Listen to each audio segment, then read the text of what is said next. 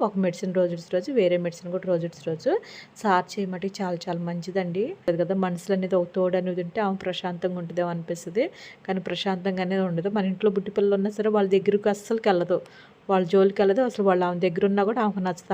నేను సోమవారం కూడా ఒక వీడియో వదులుతానండి ఇద్దరు బుట్టి పిల్లల గురించి. మీకు అర్థమయ్యే ఉంటదేమో అనుకుంటున్నా. కొత్తగా ఇవాళ కూడా మిస్ అయిపోయిందనుకో మళ్ళీ రేపు రావాల్సొచ్చయిద్ది. రేపైతే ఇంకా వర్క్ ఉంది నాకని చెప్పేసి అది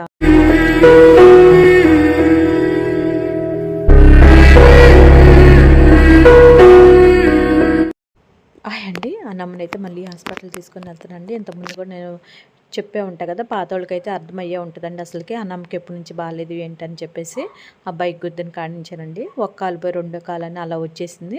ఇప్పుడైతే కాస్త పర్లేదని అనిపిస్తుంది. కానీ కాలు అయితే వాసిపోయి కాస్త నడవలేకపోతుందండి ఆమె.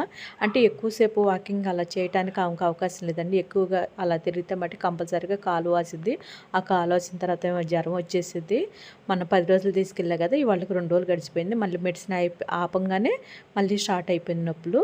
ఇంకమ్మటనే నేను హాస్పిటల్‌కి తీసుకొని వెళ్ళానండి. ఇంతకుముందు వచ్చేసి మెడిసిన్ మార్చారు కదా, అందు గురించి అంటే హెచ్‌డీ లేకపోవటం వల్ల ఆ రోజు మెడిసిన్ మార్చారు. ఇంకా అమ్మటనే డాక్టర్ గారికి చెప్పిన తర్వాత మళ్ళీ హెచ్‌డీ తీపిచ్చారండి. ఆ నమ్మకొచ్చేసి అక్కడికి వెళ్ళేసరికల్లా మాకు 9:15 అయిపోయిందండి. హెచ్‌డీ దగ్గరికి వెళ్ళేసరికల్లా చాలా కంగారు వచ్చేసింది నాకు.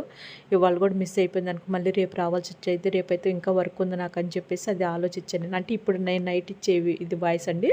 తెల్లారి వీడియో అప్లోడ్ అవుతుంది అనుకో. ఆ టెన్షన్‌లో ఉన్నా కదా నేను. ఉంటారు అనుకున్నా. కానీ హెచ్‌డీ తీసేవాళ్ళు కూడా ఉన్నారండి. ఎమ్మటనే ఇంకా హెచ్‌డీ అయితే తీపిచ్చానండి నేను.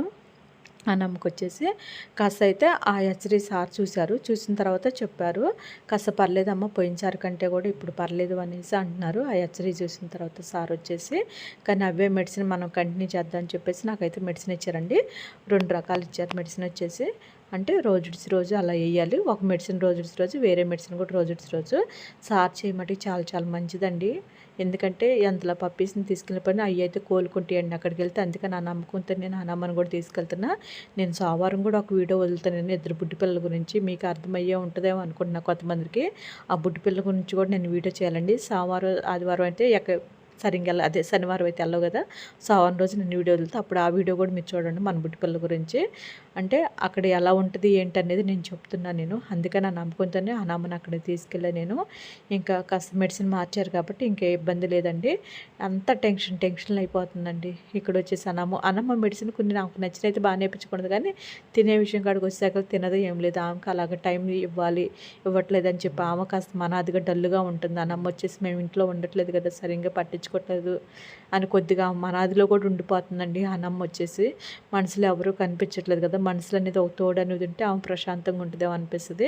కానీ ప్రశాంతంగానే ఉండదు. మన ఇంట్లో బుట్టి పిల్లలు ఉన్నా సరే వాళ్ళ దగ్గరికి అస్సలకి వెళ్ళదు. వాళ్ళ జోలికి వెళ్ళదు. అసలు వాళ్ళు ఆమె దగ్గర ఉన్నా కూడా ఆమెకు నచ్చదు. ఆమె ఎడంగా ఉంటుంది. అలానే వాళ్ళని కరవటం అలాంటివి ఏం చేయదు.